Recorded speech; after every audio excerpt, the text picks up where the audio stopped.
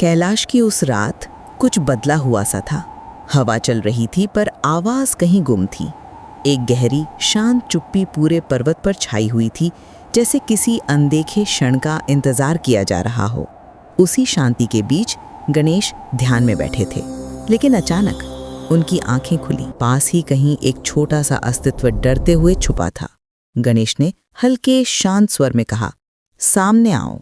छुपने से समाधान नहीं मिलता।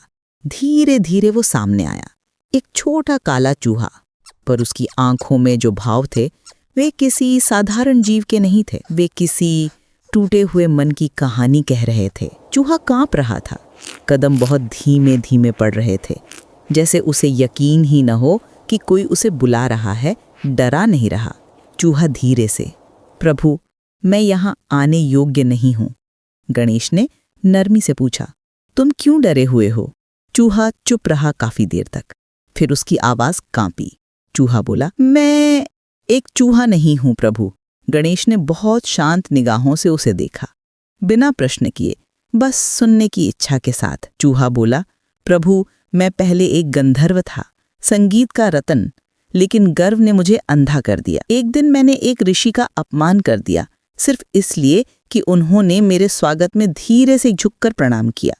मैंने उन्हें तुच्छ समझा और वे मेरा अहंकार समझ गए और ऋषिवर क्रोधित हो गए।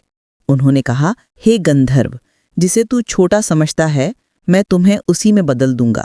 और उसी क्षण मेरा ये रूप हो गया। चूहे की आंखों में शर्म, दर्द और थकान तीनों साफ थे। गणेश ने पूछा, तो तुम कैलाश क्यों आए हो? चूहा बोला, प्रभु, क्योंकि हर जगह हर कोई मुझे भगाता रहा, कभी तिरस्कार, कभी पत्थर, कभी अपमान।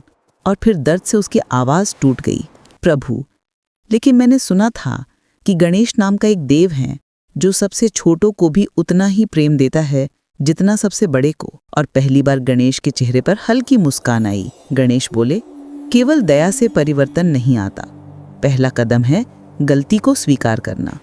चूहे ने सिर झुका लिया। चूहे ने कहा, प्रभु, मैं अपना अपराध मानता हूँ और उसकी कीमत भी जानता हूँ। गणेश खड़े हुए।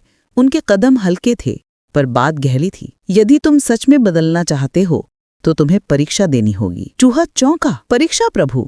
गणेश ने कहा, तुम मेरे साथ चलोगे, मेरे पास रहोगे, मेरे साथी बनकर। चूहा थरथरा गया। मैं? एक चूहा? आपका साथी प्रभु? गणेश मुस्कुराए।